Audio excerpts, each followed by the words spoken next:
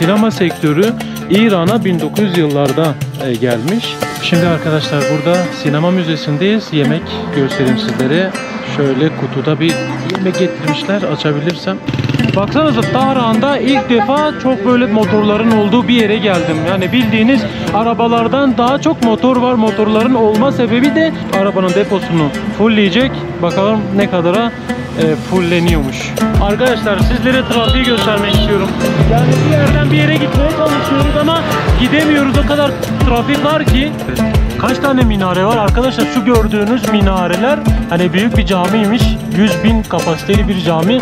Azeri buradaki yaşayan bir toplum. Buraya has bir toplum. Yani Azerbaycan Türkleri değiller. Arkadaşlar sizi bir kaosun içine sürükleyeyim. Bir kaosu görün istiyorum. Buranın kaosu.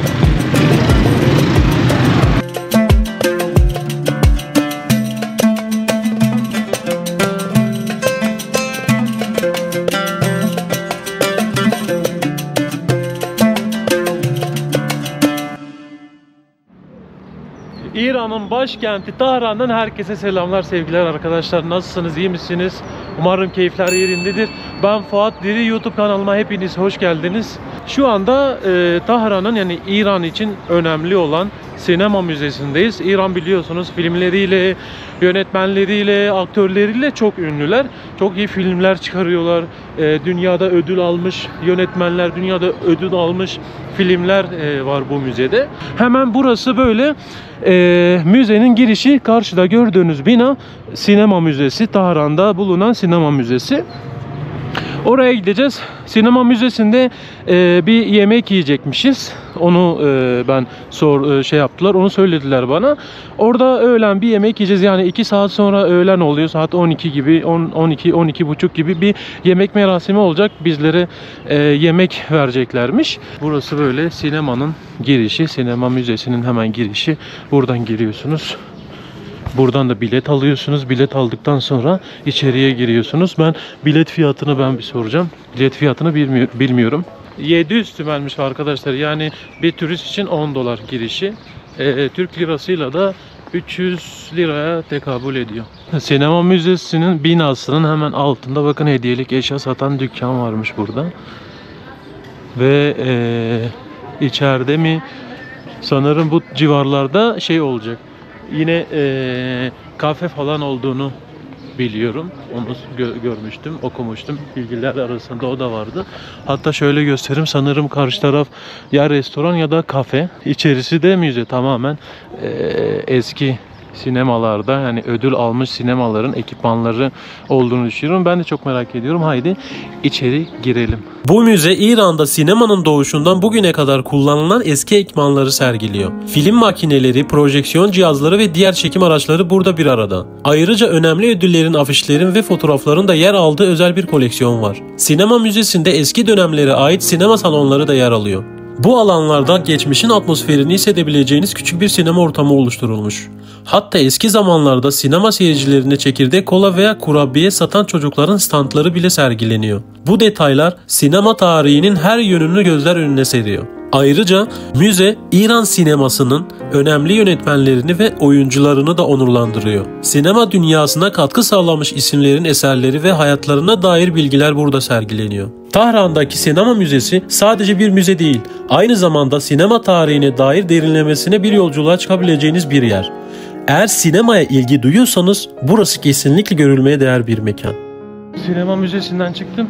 İçeride böyle ilk girişte girdiğiniz zaman şey oluyor böyle hani sanki ben buraya niye geldim dedirtiyor. Ondan sonra sinemanın ne kadar büyük olduğunu anlayabiliyorsunuz içeri girdikçe, devam ettikçe. Sinema sektörü İran'a 1900 yıllarda gelmiş.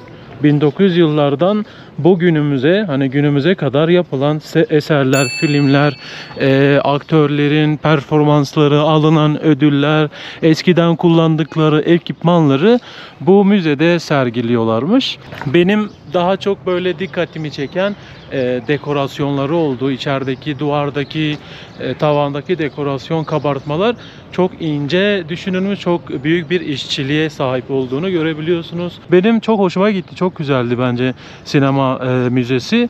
Buraya yaklaşık böyle yarım saatinizi verirseniz yeterli olur diye düşünüyorum. Ama çok detaylı böyle rehber olursa yanınızda yarım saatten daha fazla olur. Çünkü anlatılması gereken önemli hikayeler var. Aktörlerden yönetmenleri. İçeride bir kısım var arkadaşlar. Benim dikkatimi çekti. Sanırım burada kısa bir film izletiyorlardır diye düşünüyorum. Projeksiyon vardı içeride ve oturma yerleri vardı. Acaba gelenler için kısa bir film mi izletiyorlar diye düşünmedim değil, ama sanırım eğer kısa bir film izletiyorlarsa bu çok mantıklı, çok güzel. Hani böyle 2-3 dakikalık veya 5 dakikalık kısa filmler izletiyorlarsa çok mantıklı olacağını düşünüyorum. Yani bu iyi bir şey. Şimdi arkadaşlar burada sinema müzesindeyiz. Yemek göstereyim sizlere. Şöyle kutuda bir yemek getirmişler. Açabilirsem. Şunu açar mısın ya? Tek elle açamıyorum. Ya İran'ın neresine giderseniz giden lokantalarda olsun, evlerde olsun veya herhangi bir yerde olsun hep böyle pilav oluyor. Hep pilavlı, etli bir şey. Pilav var içinde. Şöyle bir şey koymuşlar. Bu üstteki de nar taneleri. Ekmek var bir tane böyle. Bu da Coca-Cola. Coca-Cola İran üretimi arkadaşlar. Bu İran'ın ürettiği kola. Böyle bir yemek. Yemek yiyip hemen çarşıya gideceğiz.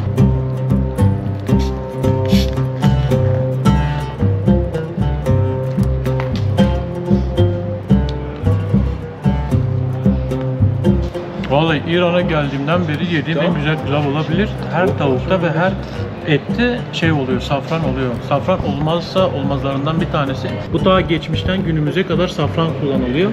Safran onların, İranlıların damak tadına daha lezzetli geliyor. Çok fazla kullanılınca biraz tadı kaçıyor ama az kullanılınca daha güzel oluyor. Bakın, narla beraber yiyorum. Mükemmel. Tadı çok güzel. Tadı nasıl? Muazzam. Değil mi? Safran oranı güzel olursa daha lezzetli geliyor bana. Daha değişik ya şu anda. Yani geldiğinden beri yediğim en güzel pilav şöyle olabilir. bir şey. Ya tavuğun dibinde sanırım beraber Ben yapmışlar. tavuk yok zannettim de Ben de çok öyle alttaymış. sanmıştım. Burada bayağı safranlı. Evet.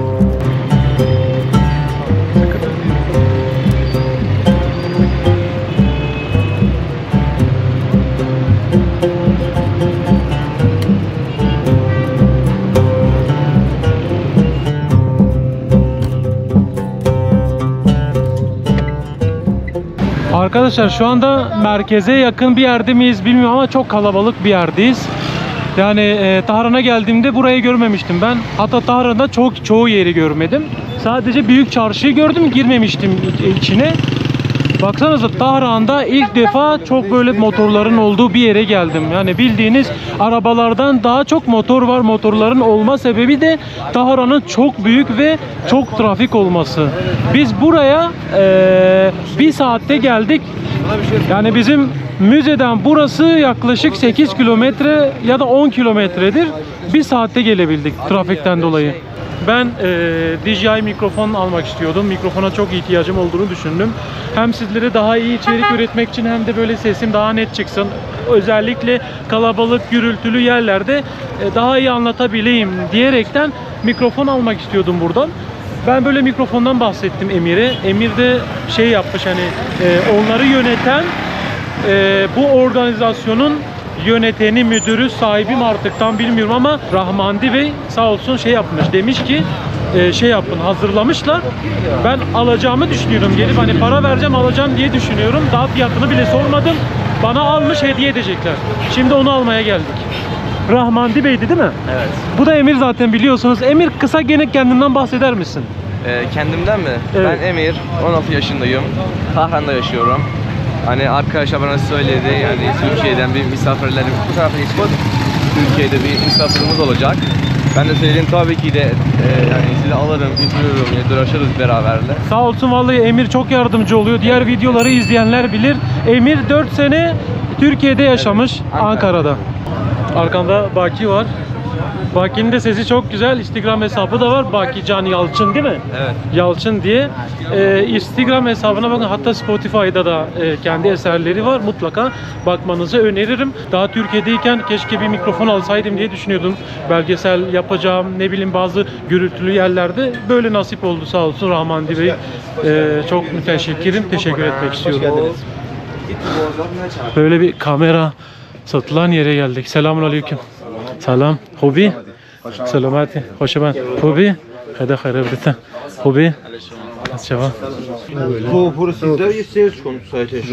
DJ mikrofon arkadaşlar. İkili. Böyle. Arkadaşlar burası böyle kamera dükkanlarıyla dolu. Sağda solda. Burada 4 tane kamera dükkanı var. Bu tarafta var. Hep DJI mikrofon, GoPro vesaire her şeyi bulabilirsiniz. Burada da sigara satılıyor. Sigara alabiliyorsunuz ama sigara içmeyin, sağlığa zararlı. Bakın kalabalığa bakar mısınız? Ama böyle bir yere geldiğinizde mutlaka dikkat etmeniz gerekiyor. Burada kameranız veya bir şeyini çalınabilir. Sürekli bizi uyarıyorlar. Ya o kadar geldiğimizden beri iyi davranıyorlar ki ne istesek, neyi yani bir herhangi bir isteğimiz de olsa Hayır çekmiyorlar. hiç hayır yok. Yani nasıl yapabiliriz? Nasıl çabucak yerine getirebiliriz? Nasıl yani yapabiliriz bunu diye herkes bir koşuşturma içinde. Çok hoş bu. Ben kendim alacaktım normalde. Ona hazırlıklı geldim. Ben bile şok oldum bu arada. Ya izin vermediler. Arabada gelirken ben bile şok oldum. Evet.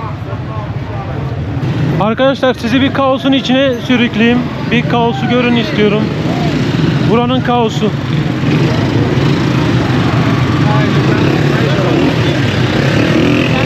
Film ne? Tamam. Film çekme diyor, video çekme diyor. Yani kaos böyle, çok motoru var, çok trafik var, araba var.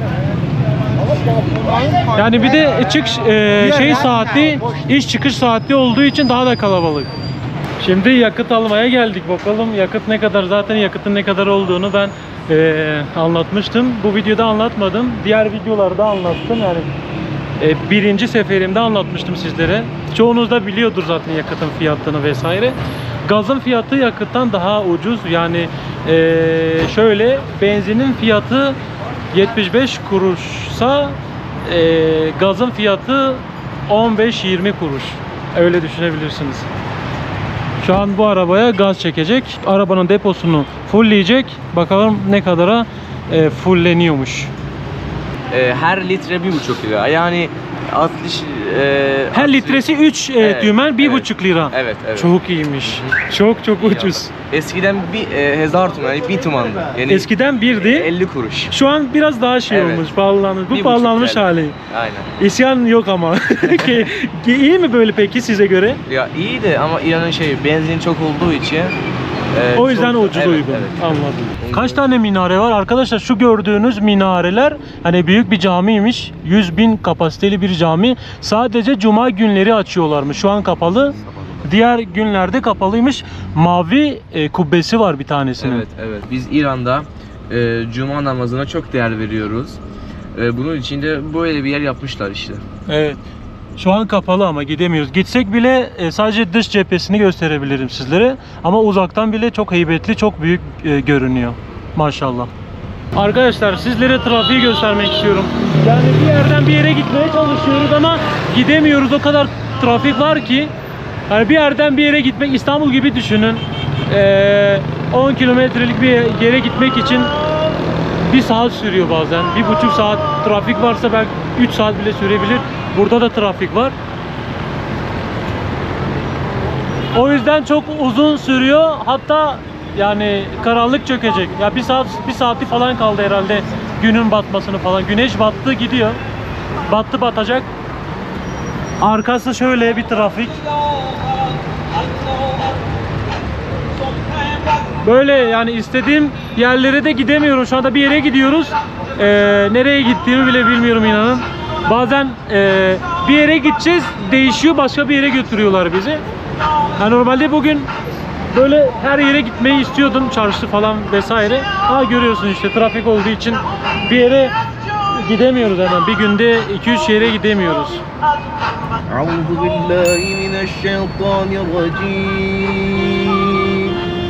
Bismillahirrahmanirrahim. İnna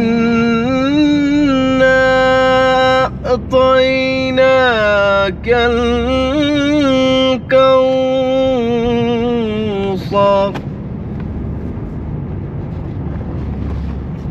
فصل لربك وانحر إن شانئك هو الأبتر صدق الله العلي العظيم. Bu okuduğu sure Kevser suresiydi. Kur'an'ın en küçük suresinden biri. Şunu doğru mu anladım? İranlılar yani sizler mesela Evet. şarkı yerine daha çok Kur'an mı okunuyor? Evet, yani İranlılar daha çok Kur'an yani okumayı severler şarkının yerinde. Ama İran'da çoğu kişi şarkı dinliyor yani. İran genelinde Kur'an bilenler oluyor mu? Yani geneli biliyor mu yoksa? Tabii geneli biliyor. Geneli bir okumayı Evet, biliyor. Evet. Tamam. Çok teşekkür ederim. Allah razı olsun. Rica ederiz. Yani arkadaşlar saat 4'e çıktık çarşıdan. Yani tam 1,5 saat sürdü. 1,5 saattir yoldayız. Trafikte geçti. Günümüz neredeyse trafikte geçti. Sizlere eğer uçakla gelecekseniz Tahran'a gelin, evet. Tahran'da 1 gün, 2 gün size yeter. Ondan sonra Şiraz, İsfahan, kesinlikle çevre illere gitmeniz gerekiyor. Ve çok ucuz zaten otobüs fiyatları, VIP otobüsler 100 liraya 400-500 kilometre götürüyorlar. Ben örnek veriyorum, taksiye baktım, taksi Tebriz'e kadar 1000 liraya götürüyor. Ki bir kişi gitmeyeceksiniz, 2 kişi, 3 kişi gidersiniz. Bu 300'e 250'ye iner ve özel bir şekilde gideceksiniz. Taksiler çok aşırı ucuz, bilginiz olsun. Onun dışında hosteller olsun, oteller olsun çok ucuz. Hosteller 200 liradan başlıyor. 2000 liraya 5 yıldızlı otelde bile kalabiliyorsunuz. Benim kaldığım otel 2000 lira geceliği. Böyle devam ediyoruz. Bakalım nereye gideceğiz, nereye gittiğimi bilmiyorum. Ben kendimi aman aman gülün dibinde buldum ey. Guru guru sevdaymış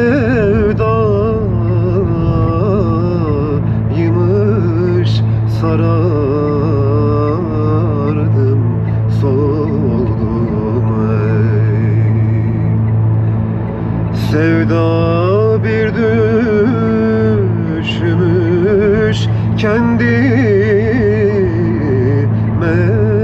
yordum ey. Ay karanlık aman gece vurdular beni ey. Ağzına yüreğine sağlık. Vallahi mükemmel. Tüylerim diken diken oldu arkadaşlar. Yani böyle bir şey yok.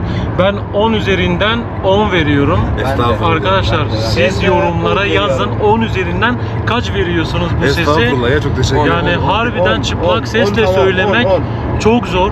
Bu bir yetenek. Doğuştan yetenek, kendisi geliştirdi. Ağzına yüreğine sağlık. Teşekkür ederim, çok sağ olun. Beğenmenizi çok sevindim. Buranın asgari ücreti 5000 liraya tekabül ediyor. Yani bu da 180-200 dolar arasında değişiyor en az. Tabi 200 dolara ya da 180 dolara kimse çalışmıyor. Şöyle söyleyeyim sizlere, bir de böyle bir kendi yorumumu katmak istiyorum. Bizim ülkede belediyede çalışmak, devlette çalışmak hani çok lüks bulunur. Yani belediyede çalışan biri iyi maaş alır, ne bileyim hayat geleceği iyi olur, gelecek kaygısı olmaz vesaire. Ama burada maaş az olduğu için belediye işçileri daha az. Yani burada mesela oraya belediyede çalışacağına normal ticaret yapıyor, seyyar satıcılık yapıyor veya bakkal veya taksicilik, genellikle taksi işine giriyorlar. Taksi işi daha karlıymış. Buranın yani bir İran'da her mahallede biz yani bunun gibi sokaklar var bir şey için. Mesela burası el sanatları için. Ondan sonra hani sabah gittiğimiz yer var ya, kamera için, yani kameralar Teknoloji falan, evet, teknoloji. Bu bölgeler ayrı mı oluyor? Evet, ayrı. Onların ama bölgeleri hepsi var. Merkezde oluyor. Merkezde. Evet. Kamera yerleri ayrı olur. Ne bileyim böyle halı satan yerler ayrı olur. Çok farklı. Gıda ürünleri satılan yerler. Lamba, ne bileyim Kasap ayrı olur. Aynen. Anladım. Buranın bir de şöyle en az kirası 2500 liradan başlıyormuş. Yani 5000 tümen. Yani 5 milyon tümen, aynen 5 milyon tümen. 2500 liraya, 2300 liraya tekabül ediyor aylık. En yüksek de yani bu fiyat 50.000 liraya bile çıkabiliyor. Ya daha yükseğe çıkabiliyor ama Evet. yani. Ama burada şey almak pahalı, ev almak. Evet, evet. İranlıların geneli diyelim ya da çoğu ev sahibi mi yoksa kirada mı? Yani bunun hakkında yani tam bir bilgim yok. Senin düşüncen, tahminin? Ama hani yaşlı olanlar yani yüzde mesela 90'ı hepsi evi var. %90 evi var. Kirada Evet. olan yoktur. Yok. Sadece dışarıdan gelenlerin kirada Evet, oluyorlar. evet. Mesela başka şehirden gelmiş burada öğrenci ya da ne bileyim. Yani böyle başka şehirden gelen insanlar onlar kiralıyor. Peki Tahran'da çok etnik grup olduğunu duydum yani. Çok vardır diye düşünüyorum. Evet. Afgan vardır, Evet, Afgan Kürt var. var, Türk var, Evet. Loriler var. Evet. Bunlar yani çok var değil mi Tahran'da? İran'ın mesela 4 burundan yani çok burundan uğraşıyor mesela Kürt, Türk, ne bileyim Azeri var, ya, Lor var, Kord var. Yani İran çok şey var yani. Bayağı bir Etnik gruba Evet, sahip. Çok etnik gruba sahip. yani kültürel zenginlik bu. Afganistan'dan kültür geliyor. Kürtlerden kültür, Türklerden, Azerbaycan'dan, Lorilerden. Azeri buradaki yaşayan bir toplum. Buraya has bir toplum. Yani Azerbaycan Türkleri değiller. Buraya has bir toplum değil mi? Evet, evet, Azeriler. Bu Azeri İranlılara yani Azeri İran'da İranlı. yaşayan Azeriler. evet. Ha, İran'da yaşayan Azerbaycan Azeriler. Türkleriyle hiçbir alakası yok onların. Evet. Teşekkür ederiz bilgi Rica için. ederim. Çok teşekkür ederiz efendim. Önemli bir bilgi. Sağ olun. Nereden öğrendiniz bunu? İlber Hoca'yı izlerken İlber Hoca'nın anlatımı vardı bununla ilgili. Evet. Özellikle çok kızdıklarını da biliyoruz. Azerbaycan Türklerine Azeri denmesi çok yanlış. Evet, Azeriler Yani- evet. Bizler kalabalık bir Türk toplumuyuz. Türkler birçok yerde yaşıyorlar ve gidip de bir Türk kökenli olan Azerbaycan Türk'üne gidip Azeri demek çok büyük bir terbiyesizlik olduğunu Evet, düşünüyorum. şey oluyor, kızıyorlar. Ben fark Kızmakta da ettim çok onu, haklılar. Bilmeden Azeri demiştim. Çok haklılar kızmakta. Evet. Hakaretten başka bir şey değil. سلام قربون Evet, شما evet. مرسی اونای ترکیه‌مون هستن. خواهش میکنم اینا دوتاشونن ایشالا چند تاشون یعنی زیادن 20 تا مهمون داریم ما خواهش میکنم در خدمت کشور شما روسیه و ترکیه و بله. افغانستان اگه یاد کنید توضیح در مورد جنساتون بدید به ما مثلا از هر نوع مثلا تابلو فرشا مثلا کاری که با دست انجام شده مثلا Kendi ya. قیمتاشون رو Evet. یاد کنید Bəli. Namçıya. پرسپولیس باخته من اعصابم Ha sen Türkçe.